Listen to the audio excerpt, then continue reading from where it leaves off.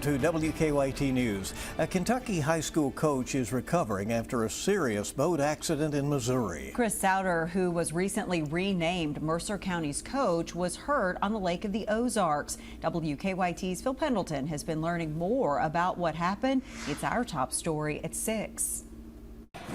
Mercer County's girls basketball team has had a lot of success in recent years, winning state titles when Chris Souter was their coach in 2017 and 2018. And we were lucky to be able to bring him home, come back and put him on our sidelines this upcoming upcoming basketball season. Souter was renamed the Mercer County coach, then he and his family took off for vacation at the Lake of the Ozarks, where he was seriously hurt in a boating accident. But he texted back and said that we are lucky to be alive, and the good Lord just wasn't ready to bring us home. Missouri State Highway Patrol is investigating the accident. They say that a pontoon was pulling a tube with 2 people on it. I've since learned that the second person was Souter's wife.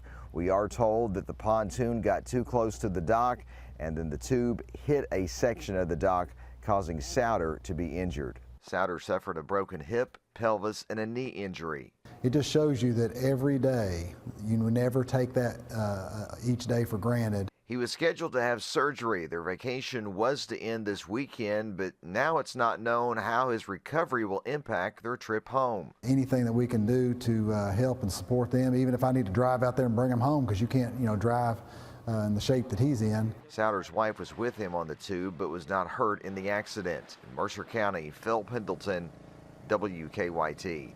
Mercer County school leaders say despite just being named the coach, Souter had already led the girls team in some summer league games.